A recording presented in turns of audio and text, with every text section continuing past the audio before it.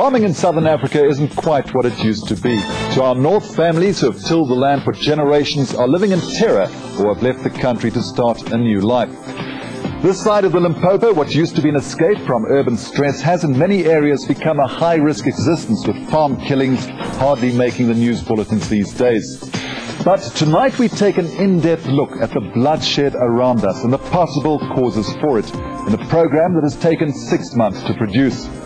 It's a disturbing story with visuals that will upset many viewers and is definitely not for children.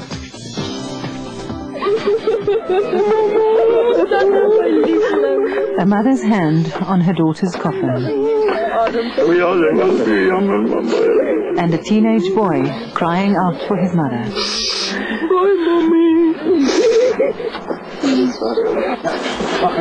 Overwhelmed by emotion, a family member faints at the graveside. In just 7 days, South African farming communities have buried yet another 3 victims of murder. Elsie Swart was killed shortly after her 50th birthday. I feel bitter. She was severely tortured, say her parents. Burned with an electric iron, beaten and then strangled to death. A day earlier, 73-year-old James Twine was buried in another rural town. He was shot dead in cold blood while kneeling down in front of his killers in his farmhouse.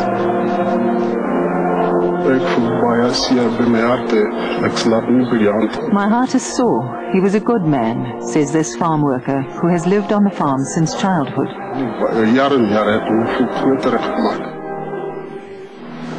Members of the South African Police Service are also struggling to deal with the senseless killings. Most of these people are very old, law-abiding, God-fearing citizens, and murdered in cold blood. Sometimes I can see my own parents. My parents are also very old, and I'm always glad that it didn't happen to my parents. Superintendent Anton Krachot has been a forensic cop for 27 years, the last 10 spent at the Criminal Records Centre in Witbank, about 100 kilometers east of Pretoria. The cops here have long lost count of the murders they have attended on farms in this province. What awaits them on a call-out is usually a scene of indescribable brutality. Like so many other victims, this elderly couple arrived back home from church on a Sunday morning. In a macabre display, the killers left their Bibles displayed on the bodies. In an outside room, a third member of the family was tied up with wire, then tortured and killed.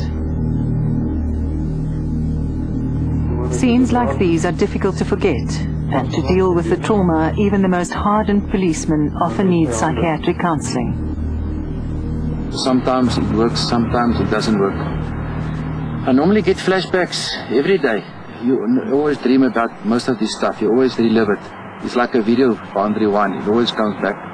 But I'm coping at not 100%, but I'm surviving. Another day and yet another farm murder to solve.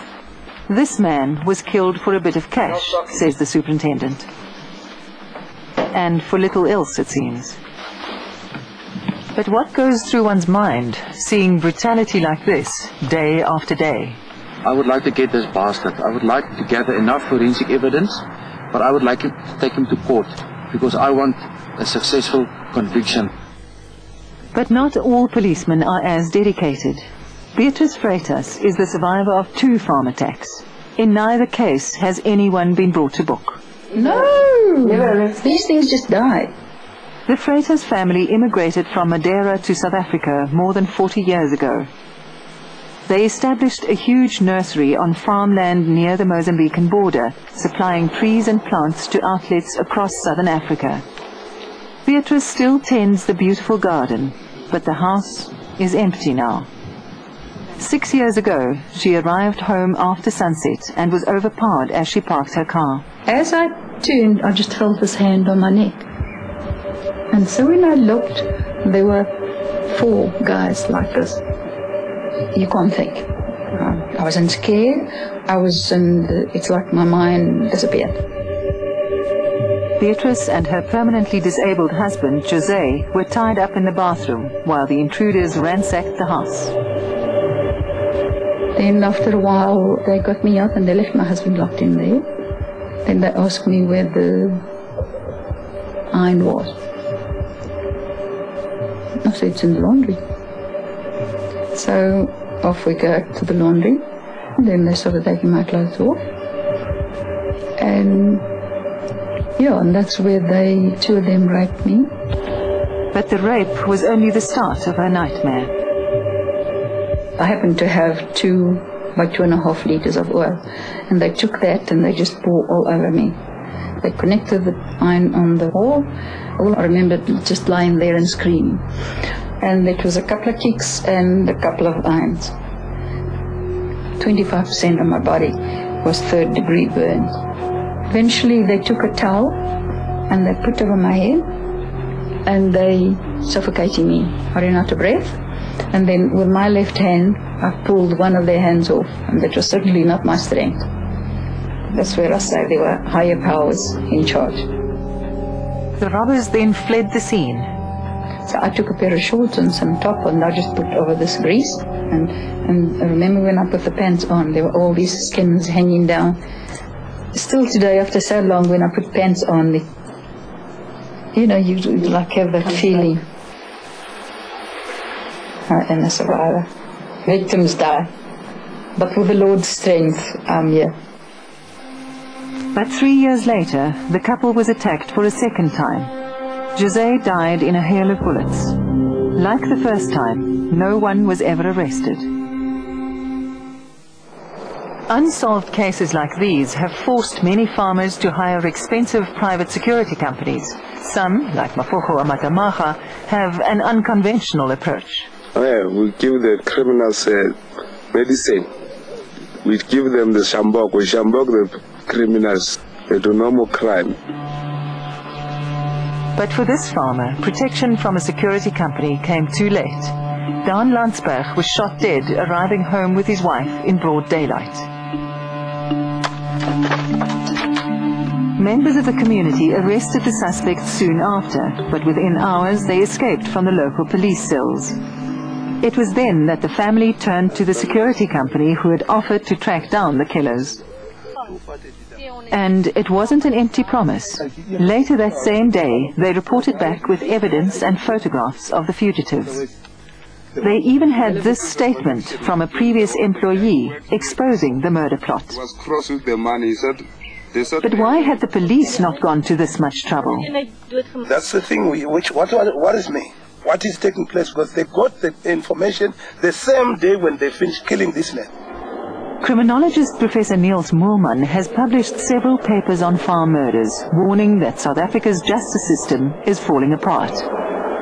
I have indicated that a person has a 90% chance to follow a criminal career without fearing the consequences in South Africa.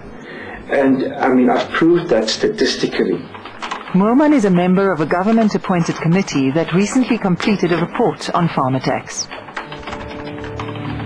This police video footage formed part of the evidence before them. An old man's hand resting on the arm of his wife of many years.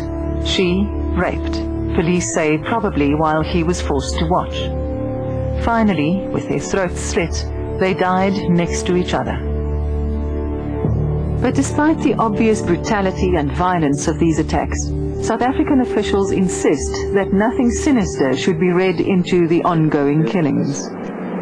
Assistant Commissioner Johan Burger is in charge of rural safety and security in the country. I mean, for a long time people have been saying that there are political motives behind these farm attacks. And although there are many indicators which would support such a view, the fact doesn't support that. And in none of those cases have we found any evidence of political motive. The primary motive is crime, says Professor Mark Wellman, Director of the Crime Prevention Centre at Rhodes University in Grahamstown. They believe farmers keep a large amount of cash in safes and that to pay workers, etc., etc. The second thing is they have weapons. and weapons are a valuable commodity for criminals. And thirdly, they are, not in all cases, but in some cases they want the vehicles. Wellman says the same levels of brutality can also be seen in other sorts of crime in South Africa. As horrifying as those images are, and they are, I mean, we need to be shocked as a society. We need to say, oh God, you know, what do we do about this? But they're not only being played out on farms in South Africa, they're being played out in townships in South Africa, in suburbs in South Africa, at places of work in South Africa. You know, even the graphic images of torture, you know, humiliation of the victim. I mean, these are things that your detectives are coming across every day in their work. And again, it's not only on farms. Yet statistics paint a different picture.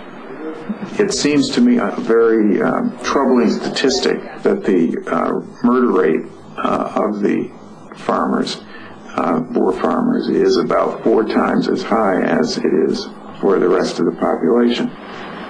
Dr. Gregory H. Stanton is a retired American professor of law who heads Genocide Watch, the organization that coordinates the international campaign to end genocide. We met him in Berlin, where he was attending a conference in remembrance of the Holocaust. He believes that apart from crime, there is also another motive. There is a motive of hatred, that these are hate crimes, that people are tortured, that they're murdered in ways that are dehumanizing. Not only does Stanton believe farm murders are hate crimes, but he has also recently warned the world that the white farmers in South Africa could be facing genocide. 20 years ago, he witnessed the horrors of the Cambodian genocide. I realized, I think, from that point forward that I would spend the rest of my life working to stop genocide and to bring those who committed it to justice. Years later, that's exactly what he did. He was the person responsible for drafting the UN resolutions that created the International Criminal Tribunal for Rwanda. Stanton has identified 8 stages of genocide by comparing the history of genocides in the 20th century. He describes it as a process rather than an act that could take many years to be effected. The third stage is really where you begin the downward spiral into genocide, and that is the stage of dehumanization. It's where you treat the other people as though they were less than human. A scene like this, he says, should have the alarm bells ringing. This farmer was ambushed at his farm gate, shot in the back and left to die. His vehicle was burnt out and his body displayed with the light and the number plates. These are clearly hate crimes. It's such a symbolic expression of dehumanization. I mean, it's so treating him like a thing. It is often thought that a whole group needs to be killed before it is defined as genocide, but that is not the case. Stanton says the more than 1,400 farmers killed in South Africa could be classified under the Genocide Convention. Even if it's only a few hundred individuals who are being targeted, that is an act of genocide under the convention. But Wellman says he strongly disagrees. Another important component of that is that it has to be planned, deliberate, systematic. In other words, orchestrated by some authority figure or agency in some way. Now, there's absolutely no evidence whatsoever that that is happening in farm attacks in South Africa. However, Stanton warns that South Africa has already slipped into the 5th stage of the process, or what he refers to as polarization. Extremists attempt to drive out the center. They attempt to divide the world into just 2 camps, into us and them. And from there on, he says, it is a small step to the 7th stage, when the actual genocide takes place, and where the word genocide is used. People who commit this crime often think, amazingly enough, that they're purifying their society in some way or another. You know, they're getting rid of insects or of some kind of less than human form of life. A civil war is potentially more likely, says Moorman. I don't think we are there yet, but I think that we are speeding to that point very fast. if the radicals on both sides are not controlled properly. They'll say that the genocide was really just a civil war, quote unquote, as though a civil war somehow was an opposite of genocide, when in fact many genocides occur during civil wars.